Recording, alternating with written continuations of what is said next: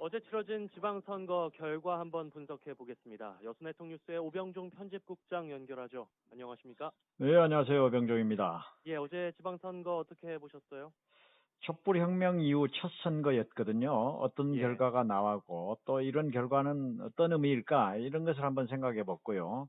또 하나 과거 호남권 내에서 민주당 쏠림 현상이 상대적으로 덜했었거든요. 전남 동부권이. 그래서 그랬죠. 이번에는 또 어떻게 나타날까 음, 지켜봤는데 예전대로 덜한 그런 상태로 나타났습니다. 예, 예. 구체적으로 오늘 좀 살펴볼 텐데요. 전남 동부 지역에서 나타난 이번 선거 결과 어떻게 분석하세요? 민주당이 압도적이라는 그 전남 전체적인 분위기, 전체적으로는 그렇게 나타났습니다만은 광양 뉴스 고흥, 박빙의 여론조사가 그동안 있어 왔거든요. 예, 민주당 100을 넘을 것인지 관건이었는데 결국 넘었습니다. 음, 준엄하다고 봐야죠. 민주당에 경고를 한 거고요.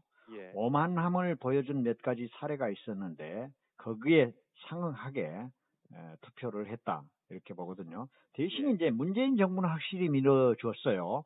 음, 문재인 정부 초대 농림수산식품부 장관 출신 그 김영록 도지사 후보에게는 80% 넘는, 외지에서 봤을 때는 도대체 뭐야, 뭐 예, 전체주의냐 공산주의냐 뭐 이렇게 얘기할 정도의 지지를 보여줬는데요. 맞아요. 예, 예, 그 어느 면에서는 문재인 대통령의 지지 플러스된 것이죠. 전통적인 그 호남에서의 지지에다가, 그리고 이제 초대 그 문재인 정부와 함께 했던 장관이기 때문에 점수를 많이 예, 줬지 않냐 이렇게 보여지고요.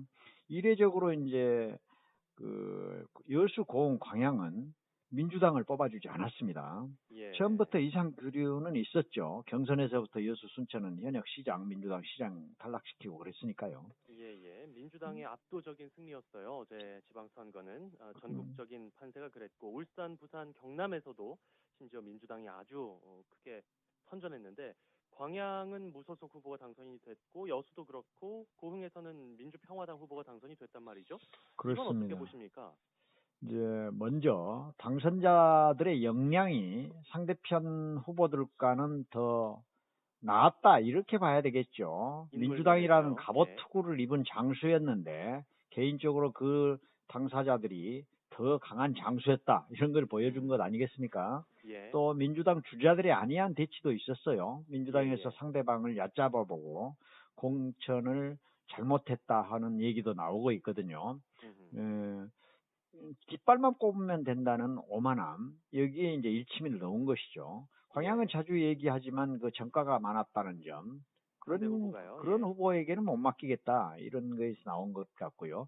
공은 이제 민주당 후보자가 뒤늦게 출발했어요. 지명도 면에서 밀렸어요. 예. 공영민 후보죠. 그렇습니다. 그런데 송기근 후보는 이전에 박병종 후보하고도 한번 치렀고 예, 그랬거든요. 그래서 이제 여기에 더 제대로 덧태우지 못했고, 여수는 그동안 이제 경선도 그랬지만 토론의 불참, 그래서 민주당의 경선 시스템에 이의제기를 한 거 아니겠습니까? 예, 예. 그래서 민주당, 예. 경선 잡음이 있었는데 이 문제도 한번 짚어볼까요? 그렇습니다. 전남 도당으로 이제 지역 그 전체적으로 중앙당에서 하던 걸 공천이 넘어왔어요. 예, 예. 도당 권한이 넘어왔는데 이제 고공행진이 가져다 준 폐단 중에 하나가 공천은 곧 당선이다. 이런 것 때문에 음, 민주당의 권리당원 제도의 문제점이 이번에 나왔습니다. 예. 100% 이제 도의원과 시의원들은 100% 권리당원 조사를 하기 때문에 어떻게 해서든지 비공개하게 되는 있는 어, 권리당원 명부를 어떻게든지 확보하려고 노력하는 과정에서 음, 잡음들이 많았었거든요. 지금 예, 수사까지 예. 되고 있는 상황 아니겠습니까? 그렇죠. 그래서 현역 그 당 간부들이나 지역 당협위원장들도 이런 제도는 좀 바꿔봐야 되겠다. 어떻게 해서든지 공개를 하게 하거나 좀 음, 보완하는 그런 방식이 나올 것 같습니다. 예, 네. 예. 그럼 왜 공개를 하지 않는 거죠? 그 이유도 있을 텐데요. 그러니까 이제 개인정보보호가 하나가 있고요. 예, 예. 권리당원이 노출되면 계속 관리하고 사전선거운동에 들어간다는 것이죠. 그것 때문에 했는데 그것이 중요한 것이 아니고 권리당원을 상대로 내가 누군지를 알리고 이렇게 하는 것이 더 예. 중요하다 이런 면이 아하. 되겠죠. 그렇지 아니, 않고 민주당에서 예. 권리당원만 100% 하지 말고 시장 군수나 도지사처럼 권리당원 50하고 일반 여론 50, 12 해서 하면 좀 더 나아질 수도 있는 면이 있겠죠. 예. 그리고 또 하나 이번 지방선거도 역시 정책선거는 실종됐다 하는 비판이 좀 있었는데요.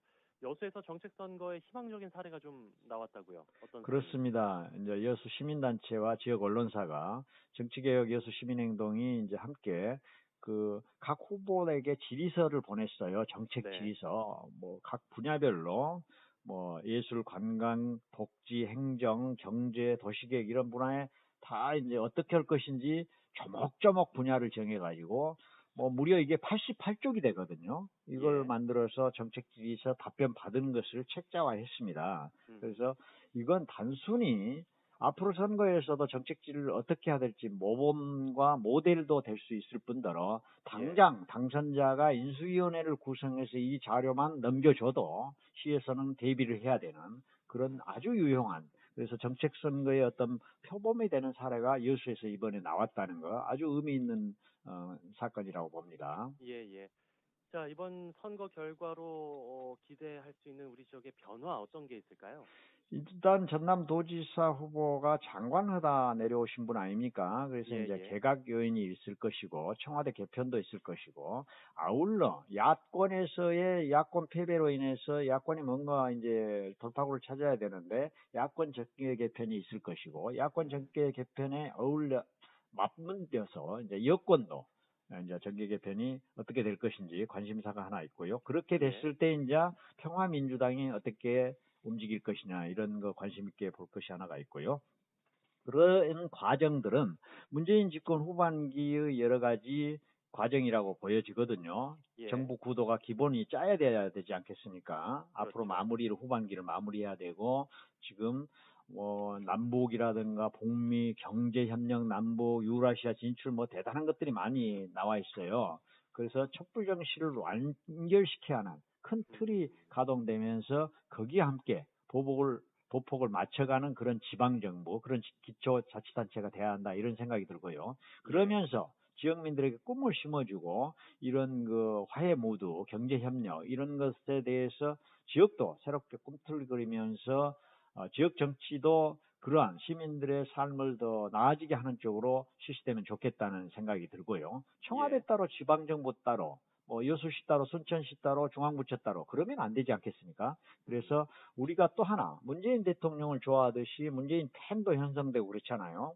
그러듯이 우리 시장을 또 우리 군수를 우리 도지사를 우리가 좋아하고 팬이 생겨나는 이런 지방자치를 기대해 보겠습니다. 그리고 예. 또 하나 중요한 것은 이번 선거가 촛불혁명 이후 처음 열린 에, 선거였단 말이죠. 예, 그래서 예. 촛불혁명이 열어준 새로운 문을 열고 새로운 세상으로 들어간 지도자들이다. 그런 그 당선자들의 자부심과 책임감을 같이 느끼면서 지금까지는 전혀 다른 방식으로 소통, 개혁, 그래서 과거의 방식을 뛰어넘는 리더십을 기대해 보고 있습니다.